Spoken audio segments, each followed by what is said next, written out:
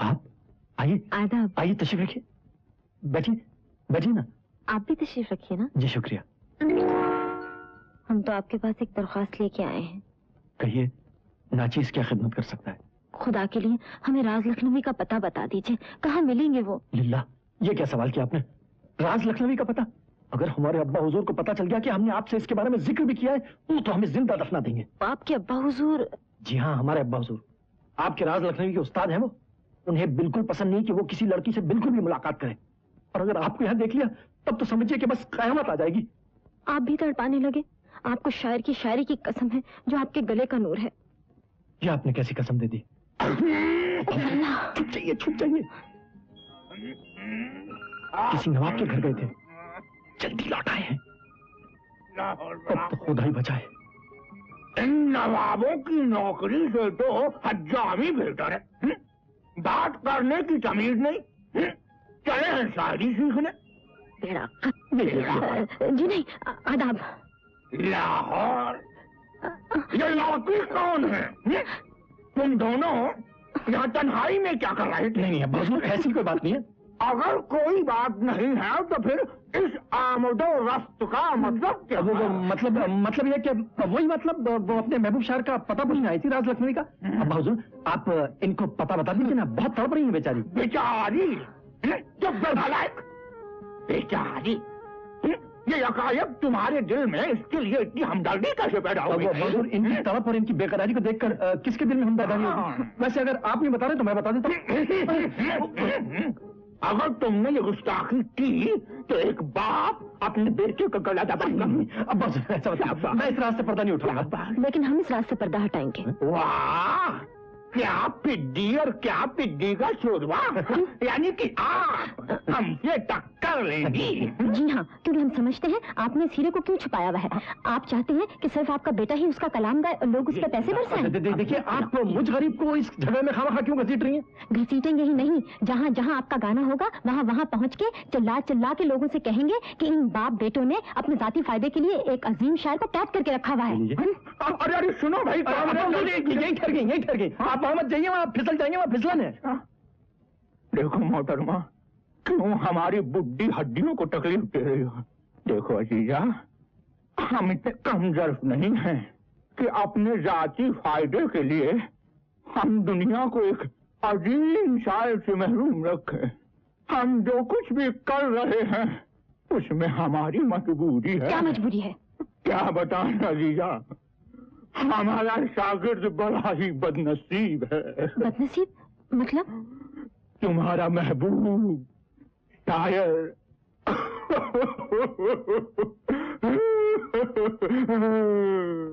आंखों से अंधा है।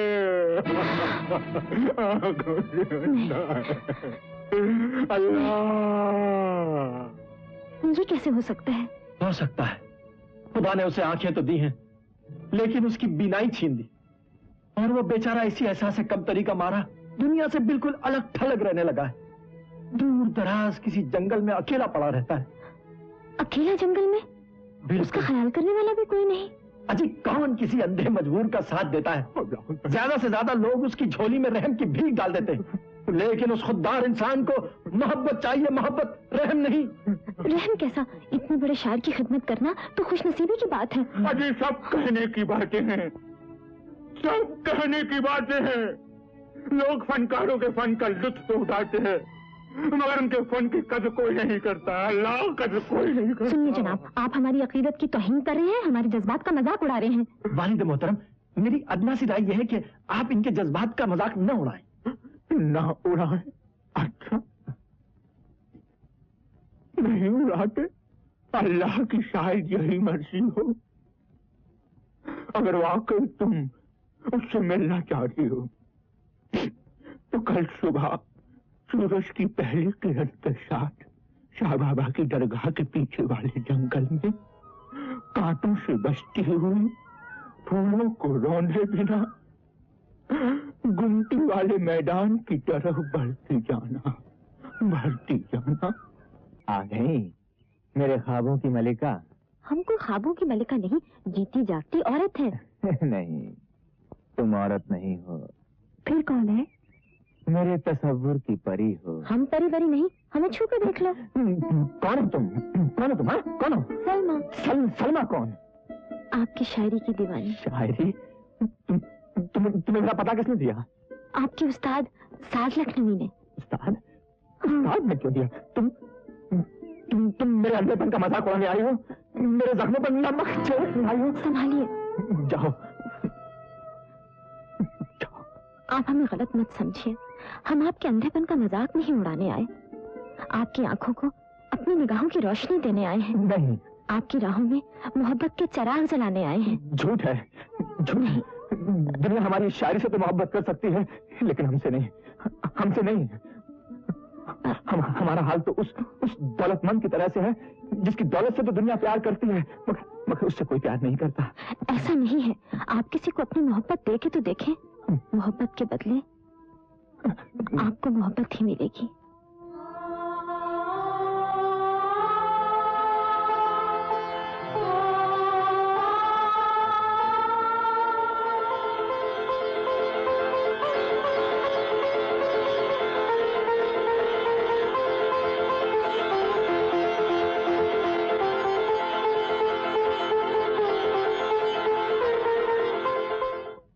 ये गुरुबंध हमने खास पेरिस से मंगवाया था।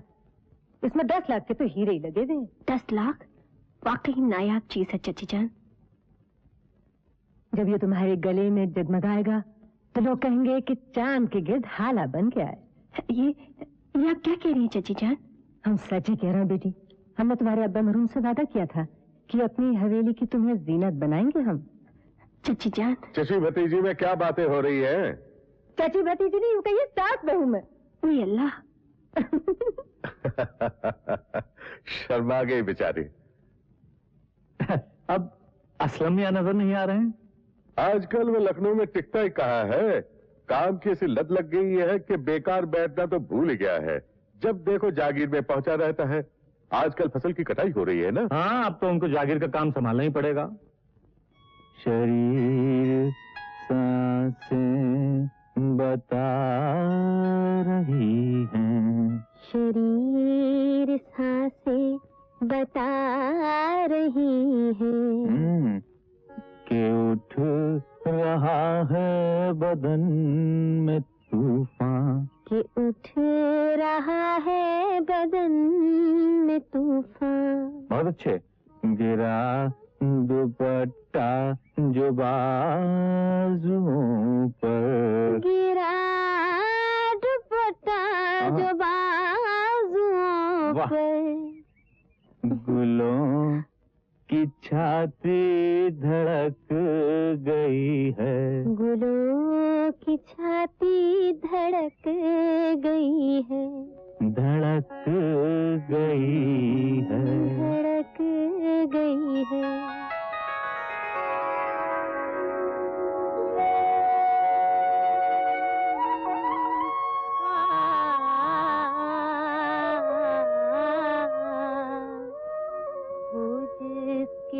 आगे ये रूह है रोशन, उसे चरागों से काम क्या है।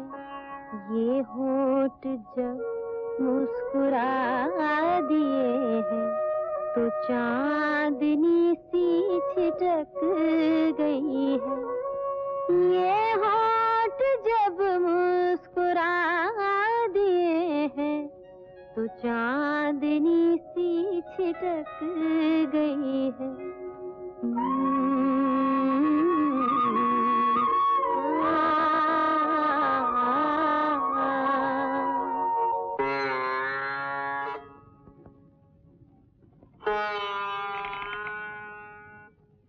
आहिस्ता, संभल के।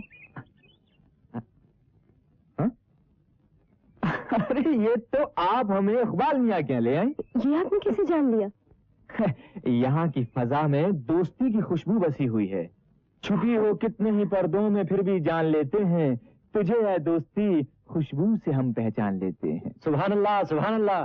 हाँ, आदाब आदाब इकबाल मियाँ, आदाब आदाब जनाब वाला। माशाल्लाह आपकी शायरी काफी रंगीन हुई जा रही है आजकल। हाँ इकबाल मियाँ, हमारी शायरी नहीं जिंदगी भी रंगीन हुए जा रही है। सलमा की मोहब्बत रंग नूर बनकर हम पर बरस रही है। माशाल्लाह, खुदा आपकी जिंदगी को ये मसरतें मुबारक करे। बस दुआएं चाहिए आपकी। इकबाल मियाँ, किबला उस्ताद तो घर पर नहीं है ना? नहीं, वो तो फैजाबाद गए ना मुशायरे में। हाँ, इंशाल्लाह अब हम भी उस्ताद के साथ मुशायरों में शरीक हुआ करेंगे। अच्छा जी हाँ, अब हमें सलमा की आंखें जो मिल गई हैं, हम सलमा की आंखों से अब दुनिया देख सकते हैं। वाह वाह, माशाअल्लाह। अब तो आप सारी दुनिया को देख सकते हैं। शायद हम भी नजर आ जाए कि हम कौन हैं। आप? जी हाँ, मैं मुमताज। हमने सुना था आप जागीर की देखभाल करने के लिए काशीपुर गए हैं। हमारे मुंशी जी वहाँ से आए तो पता चला आप वहाँ नहीं है। हम आपकी तलाश में निकल पड़े। हमने सोचा शायद इकबाल मियां से आपका पता चल जाए। अब पता चला जिस जागीर की देखभाल करने के लिए आप इतने मसरूफ हैं, वो काशीपुर की नहीं, बनारस की है। आप कौन हैं? तुम मुझे नहीं जानती, लेकिन नवाबजादा सरकार मुझे अच्छी तरह जानते हैं। नहीं नहीं, आपको शायद कोई गलत फहमी हुई है। ये तो राज लखनवी है। राज लखनवी? भेस बदल कर ये सारी दुनिया को धोखा दे सकते हैं, लेकिन मुमताज को नहीं। हम तुम्हें अभी बताते हैं।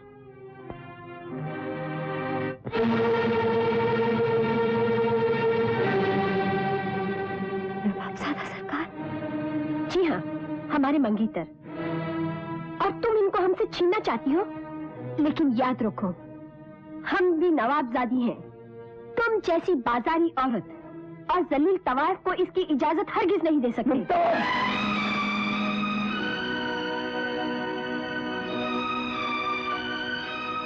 आपने इसके लिए हम पर हाथ उठाया। इस बेइज्जती को हम हरगिज माफ नहीं करेंगे।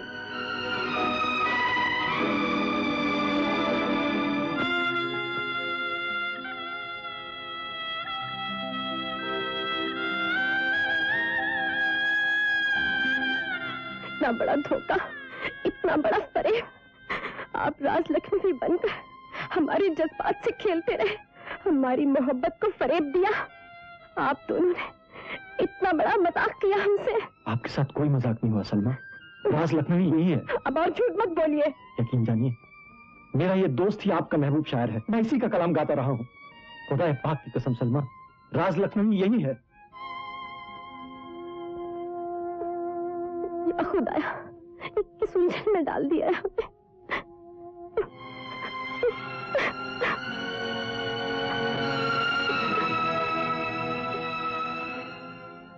ये गुस्से से बेकाबू होने का नहीं, सूझबूझ से काम लेने का वक्त है। इतनी मामूली सी बात के लिए तुम्हें असलम को नहीं खोना चाहिए। आप इसे मामूली बात कहते हैं? उसने उस तवाफ के सामने मुझ पर हाथ उठाया। अरे तो कौन सा पहाड़ टूट पड़ा? थोड़ी सी बेइज्जती बर्दाश्त करके अगर तुम इतनी बड़ी जागीर की मालिक बन सकती हो तो ये कोई घाटे का सौदा नहीं है।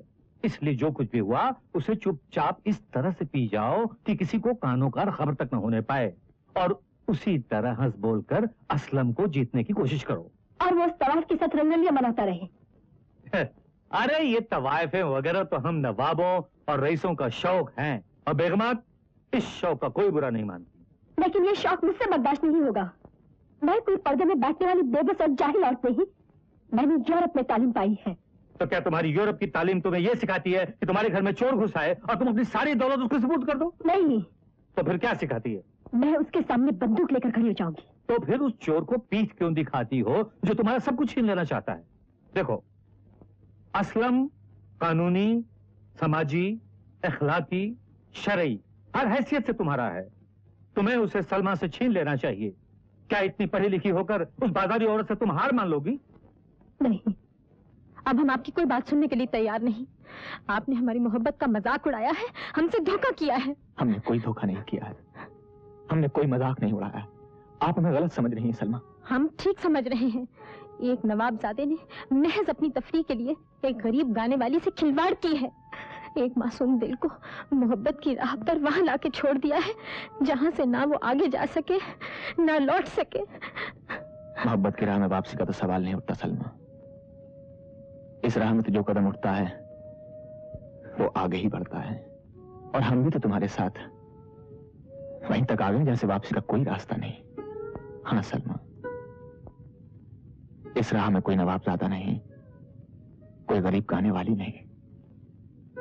इस राह में तो सिर्फ दो रूहें आगे बढ़ती हैं, जो अजल से एक दूसरे को पहचानते हैं, जिनकी मोहब्बत के पैमान खुदा की बारगाह में बांधे जाते हैं, जिनकी मोहब्बत की गवाही पाक फरिश्ते देते हैं, उन्हें दुनिया वालों की रुकावटों से नहीं डरना चाहिए।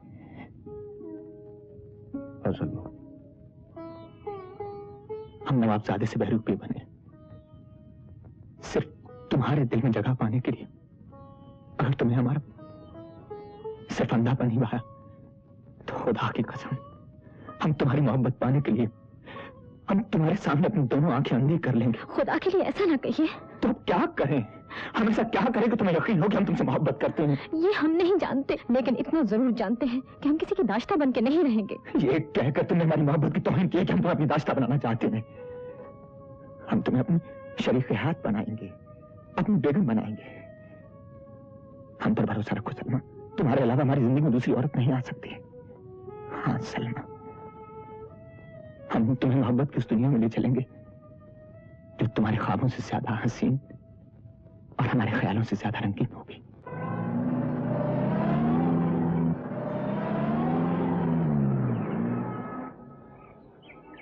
लो टैंक फुल कर देना। अच्छा साहब।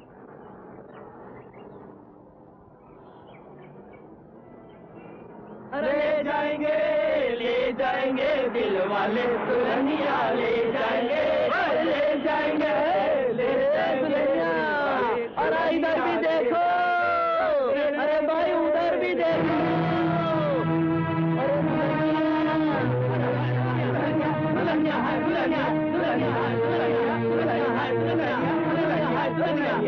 मियाँ आगे ना हमारे रास्ते पे।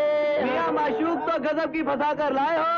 सलमा बनारसी, मियाँ जिसके नाजो अंदाज और सुरीली आवाज ने तो पूरे लखनऊ में तहलका मचा रखा। सलील लफंगे, तमीज से बात करना सीख। हम भी खाली नहीं है भाई। मियाँ हमारे पास भी दो हैं। तुम्हारे पास एक है, एक हमें दे दो, हम तुम्हें दो दे देंगे। नैनीताल की सर्दियों का मजा आ जाएगा।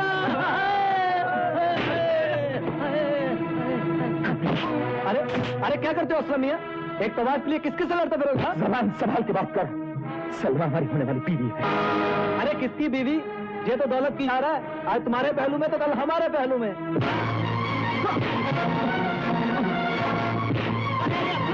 अरे भाई ये क्या कर रहे हैं आप?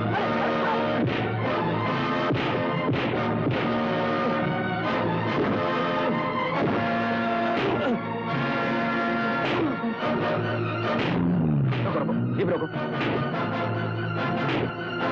ये किस बेचारे को मार रहे हो तुम सब लोग मिलके? हैं? अरे असलम बेटी, कमीनो, चले जाओ यहाँ से, वरना तुम सब लोगों को भूल के रख दूंगा। चले जाते हैं, लेकिन इसे समझा दीजिएगा, एक रंडी की इज्जत के लिए हम शरीफजादों की मुंह लगने की कोशिश न करें। गेट लॉस्ट, आई से गेट लॉस्ट। हिलाते काय को, जाते हैं। चलो चलो भाई।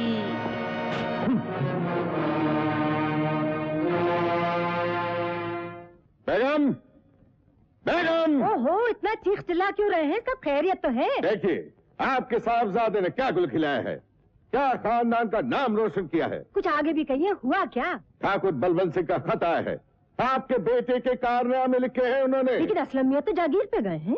जी नहीं, सलमा कव्वालन के साथ गुलशन रेवना ने नैनीताल गया हुआ ये है। आप क्या कह रहे हैं? क्या वही कह रहा हूँ जो ठाकुर साहब ने लिखा है। सिर्फ यही नहीं, बल्कि उस तवाइफ के लिए उसने कुछ गुंडों से मारपीट भी कर दी है। हाय अल्लाह, वो खुद तो खैरियत से है ना? सही सलामत होते तो वापस ना आते। खुदा का शुक्र अदा कीजिए कि ठाकुर साहब ने मामला वही रफा दफा कर दिया, पुलिस को केस दर्ज नहीं करने दिया, वरना अखबारों में मोटी मोटी सुर्खियों में ये खबर छपती तो लखनऊ में हम मुंह दिखाने के लायक न होते। इस वक्त ये बातें भूल जाइए और नैनीताल जाकर हमारे बेटे को वापस लौटा लाइए। हम जाएंगे उस नालायक को लाने। आप नहीं जाएंगे तो हम जाते हैं। नहीं नहीं शशि जान, ऐसी हालत में न तो आपका जाना मुनासिब होगा न चचा जान का। खामखा लोगों में चर्चे होंगे। लेकिन मियां वो आप घबराइए मत, मैं मुमताज को भेज देता हूँ। वैसे भी वो गीता को मिलने जा ही रही है, असलम मियां की देखभाल भी कर लेगी। आप परेशान ना होइए ठाकुर साहब, अब ये मेरी जिम्मेदारी है। थैंक यू डॉक्टर साहब। गीता बेटी, तुम असलम भैया के पास बैठो, मैं डॉक्टर साहब को छोड़ के आता हूँ। आइए डॉक्टर साहब। आप घबराइएगा बिल्कुल नहीं। हाँ, कोई ऐसी बात हो तो फोन कर दीजिएगा। शुक्रिया डॉक्टर साहब।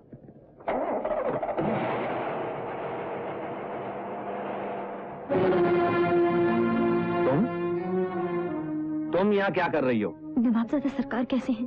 तुम्हें उसकी फिक्र करने की जरूरत नहीं है। मगर हम उनके साथ आए हैं। तुम जैसी औरतों का काम ही क्या है? रईसों के बच्चों को फांसना और उनके साथ गुलछर्रे उड़ाना। मगर याद रखो, तुम्हारी जगह कोठे पर है। हमारे ड्योढ़ियों में कदम रखने की इजाजत कभी नहीं दी जा सकती।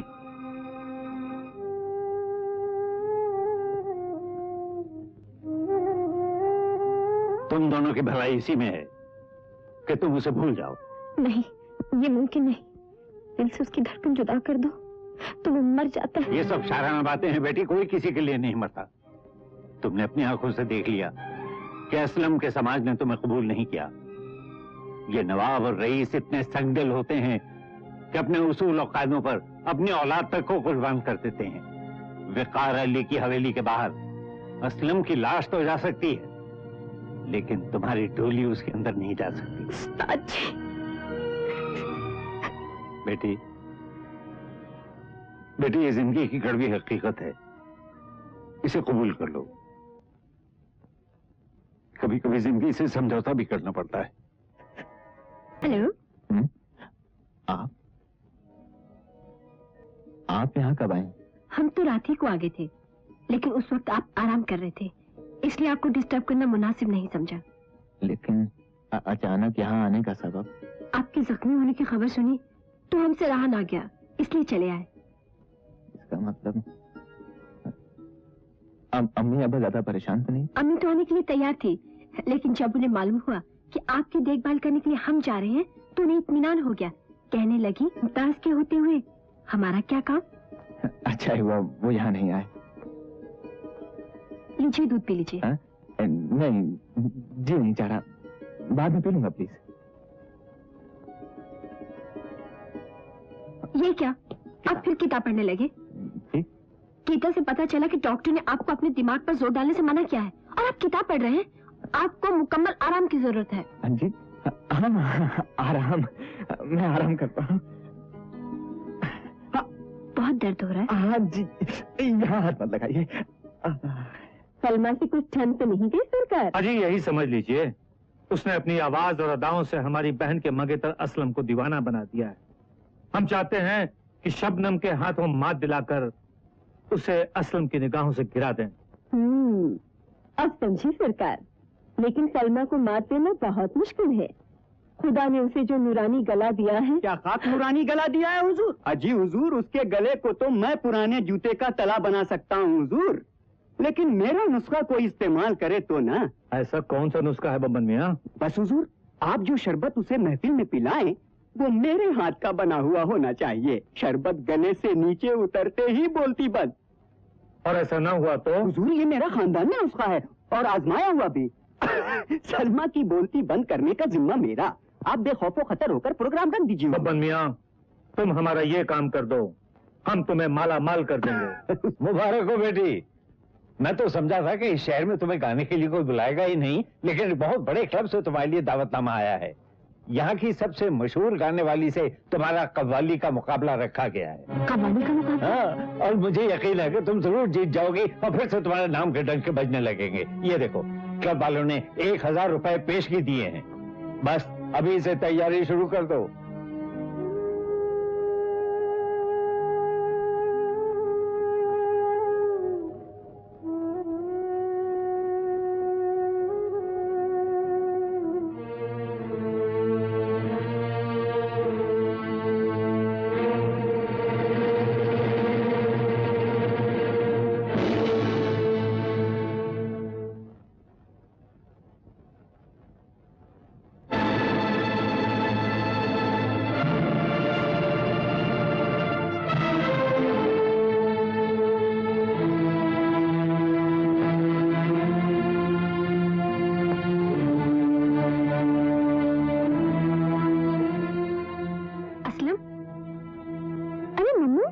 भाईजान जीप में बैठकर कहाँ चले गए?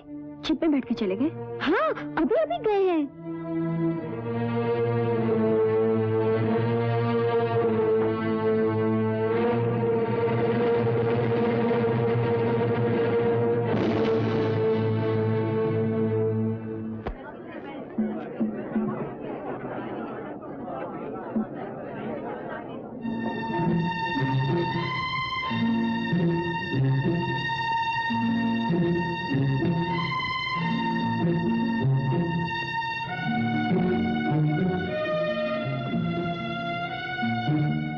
दूसरे काम लो।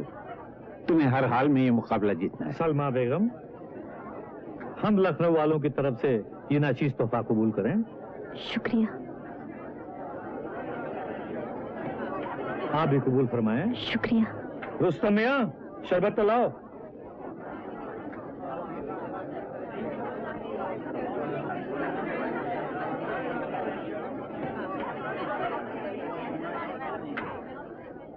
आप भी नोश फरमाएं। जी नहीं शुक्रिया। अजी ये कैसे हो सकता है, ये तो दस्तूर महफिल है। और फिर हम लखनऊ वाले शरबत से ही मेहमानों की तवाज़ो करते हैं। लखनऊ वालों का दिल मत तोड़िए, लीजिए।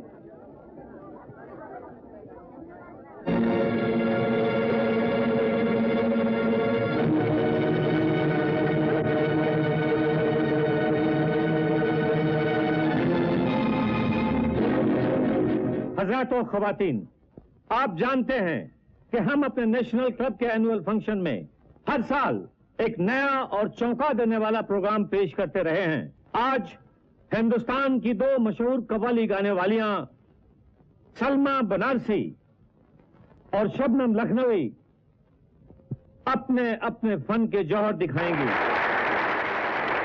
अब हम अपनी मेहमान कलाकार मोहतरमा सलमा बनारसी से दरखास्त करते हैं कि पहले वो अपनी आवाज का जादू जगाएं।